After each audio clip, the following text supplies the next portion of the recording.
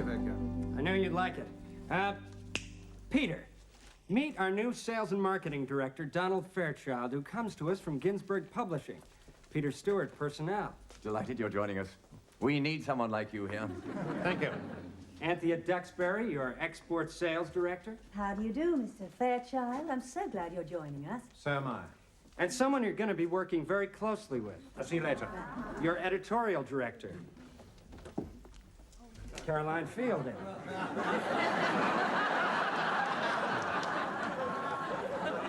Miss Fielding only joined us yesterday. How do you do, Mr. Fairchild. Donald Fairchild. Well, I'll leave you two to get to know each other. I'm sure you're going to make a great team. Well, I'm Sure we shall.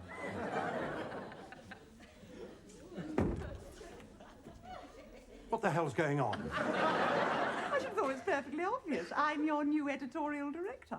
Or rather, you're my new sales and marketing director, since I've been here a day longer than you.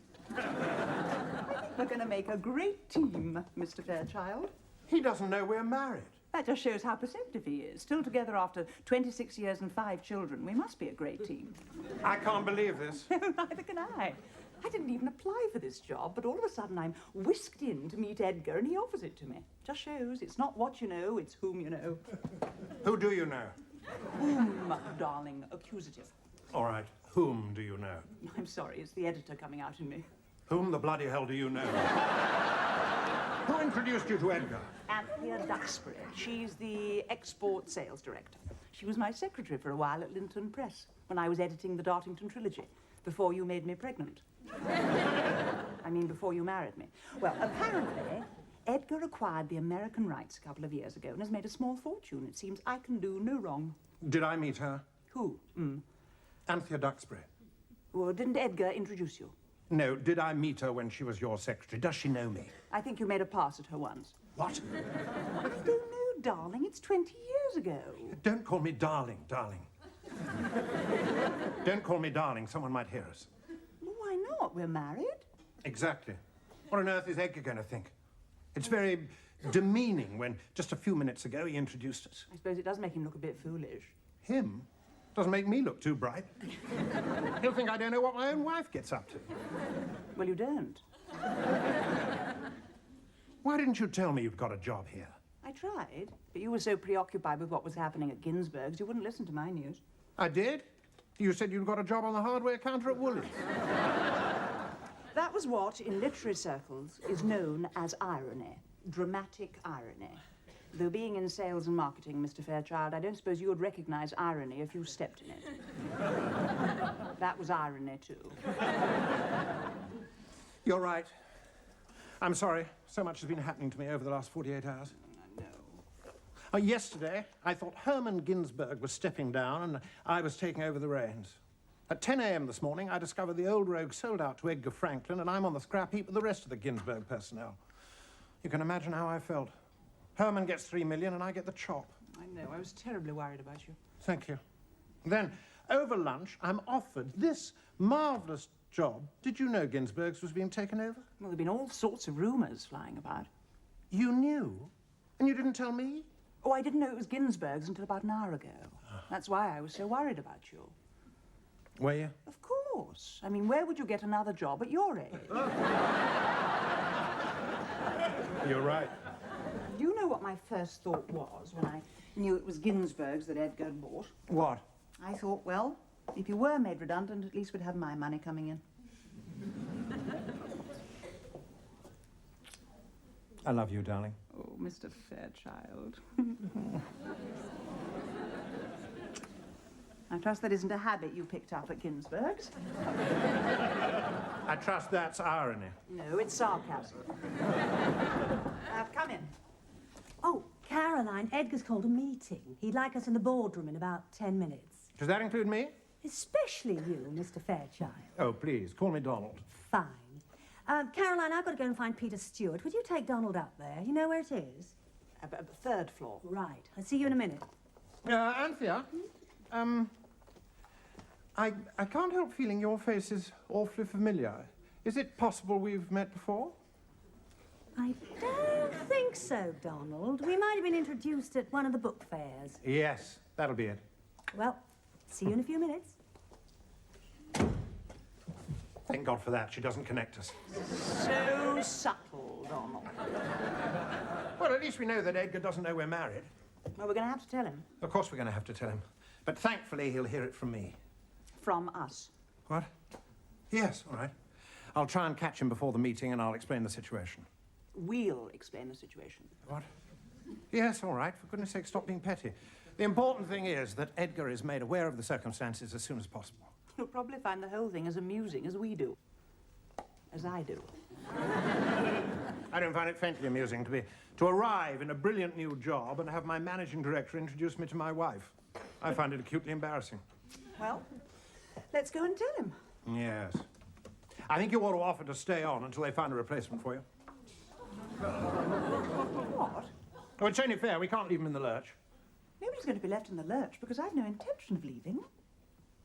But we can't work here together. We're married. Why on earth not? Well, because, well, we're married. So what? I can't be expected to work in the same building as my wife. It's not on. Not on? Donald, don't you think you're being the tiniest bit old-fashioned? Or do you really think you can work under me? No. Well, there you are then. But I can work alongside you. This way, Mr. Fairchild. The boardroom is on the 3rd floor. Oh, please, call me Donald. Yes, Mr. Fairchild.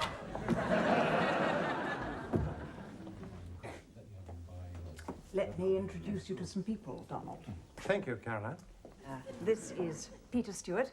He's our personnel. We've met. Oh, Andrew, have you met Donald Fairchild? Not yet, no. He's our new sales and marketing director. This is Andrew Morgan, who's the financial director. Donald, we meet at last. Edgar and I were so embroiled with the Ginsberg deal over the last few weeks, I feel I know you already. I had no idea. It was a well-kept secret. Yes, you can say that again. Have you met Mark Wilson, your home sales director? Possibly at one of the BA conferences? I don't think so, but of course I know your name terribly well. Anyway, how do you do? We'd better set up a meeting pretty soon, don't you think? Actually, we haven't met. I'm Caroline Fielding. Hello. Oh, I'm sorry. Of course, you haven't been around for a couple of days. Caroline's our new editorial director. She joined us yesterday. Taken the place of Patsy. Welcome. Poor old Patsy. It was a shame she had to go. Yes. Oh, one of those things, I'm afraid. She knew the consequences. We both tried to talk to Edgar, but you know what he's like. Yes. Still, Patsy's loss is our gain. Do you know Caroline was originally responsible for the Dartington trilogy? Really? Good heavens, what a classic. My son's doing it for O-level. Yes, Edgar snapped up the American rights a couple of years ago. It's bringing in a small fortune. Yes, I know. Marvellous. Is it true that Rose Dempster wrote the Dartington trilogy over a period of 50 years without any kind of formal education? Absolutely. Do you know, she never set foot out of the village she was born in the Forest of Dean, and she lived to 93. Good Lord. Good Lord. Good Lord. Caroline looking after you, Donald. Yes, she's making me feel quite at home. Yeah, I wonder where Edgar is. Anthea, I think it might be a good idea if you and Mark and I set up a meeting with the rest of the sales and marketing team as soon as possible. I was just saying how fortunate we are to have someone of Caroline's caliber to replace Patsy. Well done, Peter. Anthea must take some of the credit. It's so funny, Donald. I was Caroline's secretary at Linton Press over 20 years ago. Really? You look far too young. Thank you. You both do. Thanks for the after. Oh, poor old Patsy. It was a shame she had to go. Unavoidable, I'm afraid. You know what Edgar's like. Yeah. What? Apologies for the delay, ladies and gentlemen, but I've been waiting for a call from New York, but I think we better press on. Please sit down. Edgar, I was wondering if Caroline and I might have a brief private word before you begin. Well, point of fact, Don, I wanted a word with both of you sometime. Perhaps it could wait till later. Yes, of course. Make sure that's clear. I don't want any company. Excuse me.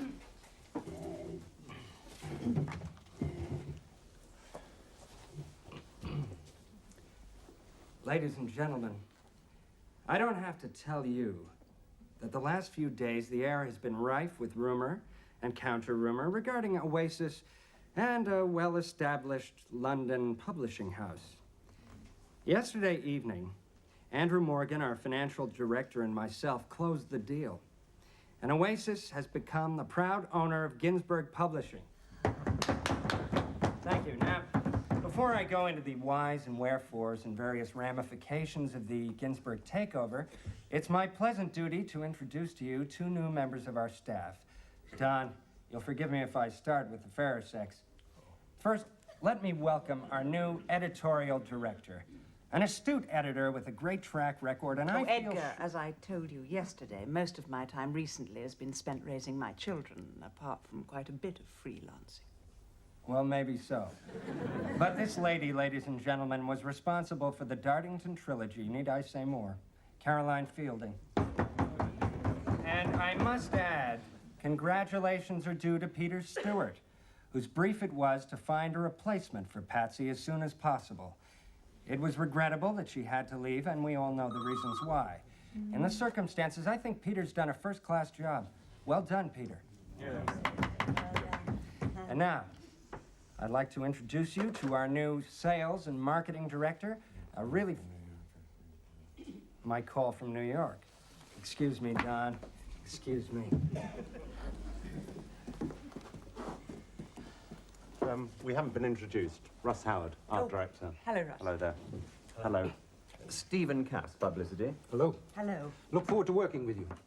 Is it true that Rose Dempster wrote the Dartington trilogy without any kind of formal education? Yes. Do you know, she lived to 93 and she never travelled out of the village she was born in. I hope I'm not putting my foot in it, but who was Patsy? Why did she leave? Oh, Patsy's my wife. Oh, I see. Is she expecting a baby then? Good Lord, I hope not. We've only been married 3 weeks. Why did she have to leave? Well, it was either her or me. We couldn't both work here being married. Oh, I don't know. Aren't you being a little old-fashioned? I think it's perfectly possible for married couples to work within the same company. Don't you, Caroline? I would have thought so. Not an Oasis. Why not? It's not allowed. Married couples can't work together. It's rigid company policy.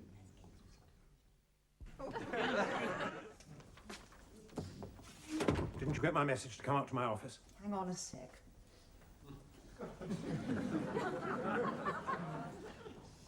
What is it? I'm frightfully busy. What is it? Didn't you take in what they said up there? Married couples aren't allowed to work together. Yes. Thank goodness we didn't say anything to Edgar. It'd be awful if one of us had to leave, especially for a silly reason like that. Caroline, one of us is going to have to leave. And it's not going to be me. I really am terribly busy. I've got to get through this manuscript. I've got a meeting with Russ at 5. Russ? The art director. We have to decide on a cover. Personally, I'd ditch it, but we're too far in. It's no good hiding your head in the sand. You're going to have to go. Why me? Well, you don't expect me to go, surely. Why not? Because I'm the breadwinner. I said earlier we could live on my money. But I don't want to leave. Neither do I. You're being totally unreasonable. You said yourself, where would I find another job like this at my age? Then if I were you, I'd keep my mouth shut. What? Look, Donald, nobody knows we're married, so why tell them? But you've told Edgar you've got 5 children. He doesn't know I'm married to you. I could be married to a plumber for all he knows. Right now, I wish I was.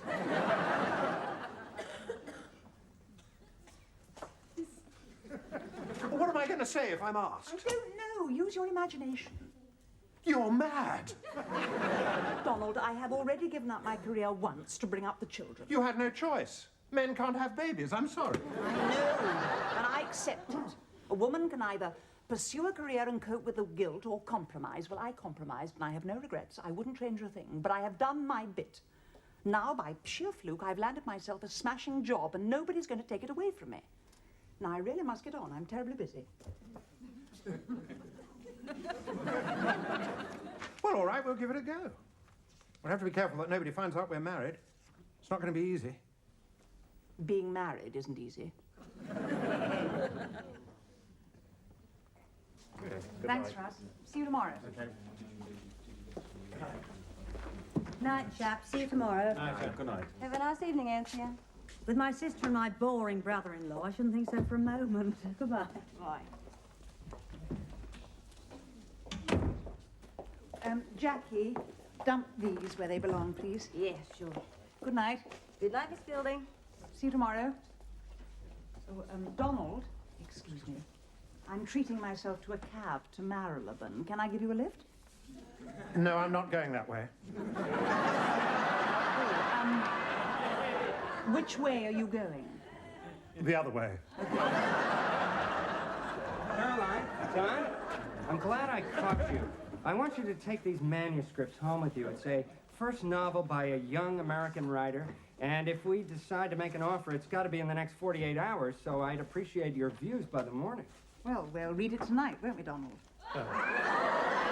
Well, I will. I don't know about you. We're going to have to read it this evening if we have to give Edgar our views tomorrow. Quite. Oh, I'm away in Cambridge all day tomorrow. Perhaps we could meet for dinner and discuss it at leisure. Does that create any problems for either of you on the home front? No. No. My husband's working abroad at the moment. Really? What does he do? He's a plumber. Well, actually, I'm being a tiny bit facetious. He's a central heating engineer. He's on a year's contract in Saudi. Really? I would have thought central heating would be the last thing they'd need out there. Oh, no, it can get very chilly in the desert. Don, tomorrow evening okay for you? No problem. I'm not married. One of those things. Never found Miss Right.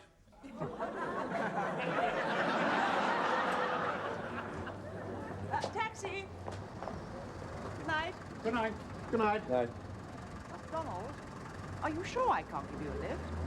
No, thank you. I don't go anywhere near Marylebone. No thanks. I'm taking the tube. Night. Marylebone Station, please.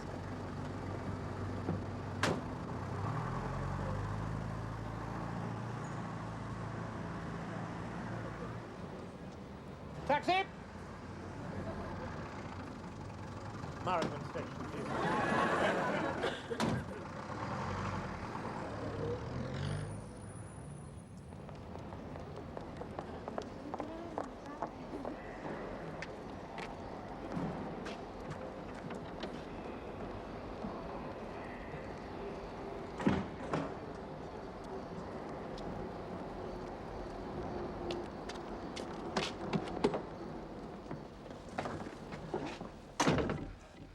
Darling, you are a clod.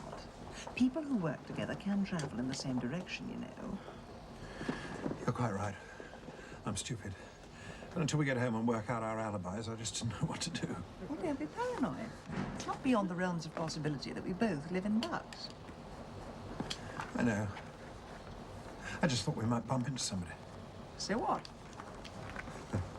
You're absolutely right. There's Anthea. What the hell's she doing here? For goodness sake, Donald. It's a free country. She's at liberty to travel on British Rail if she wants to. Hello. Hello. Hello, Anthea. I thought you lived in Pimlico. I do, but I'm going to High Wycombe to see my sister and her awful husband. She's just had a baby. So I've got to go along and make all the right noises. How lovely. We can travel together. Where do you go to?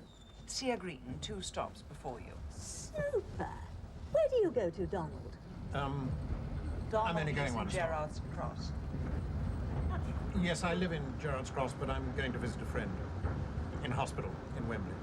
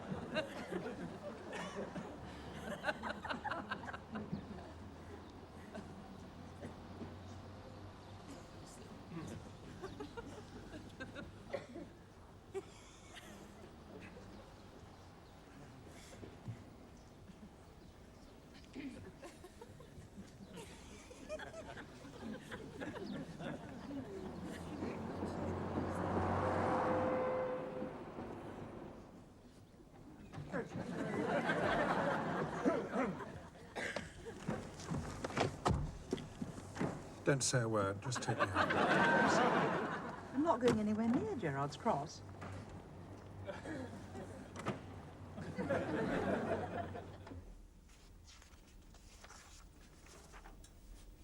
This is disgusting. It's almost pornographic. It is pornographic. I don't know if I like you reading that sort of thing.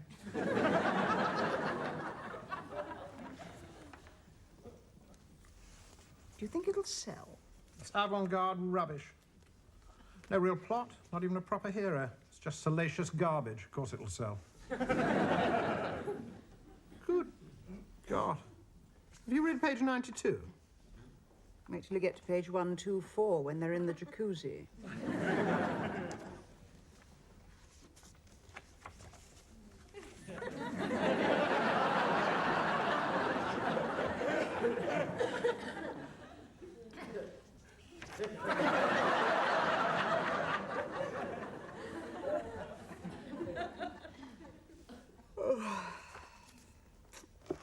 I'll finish it tomorrow. I'm whacked. Night, darling. Yes, no.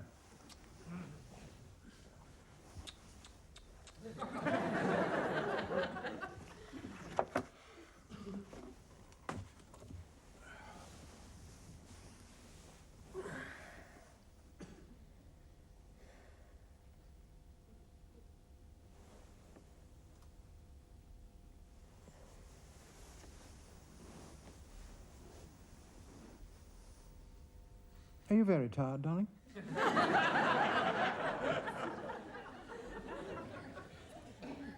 Oh, Mr. Fairchild.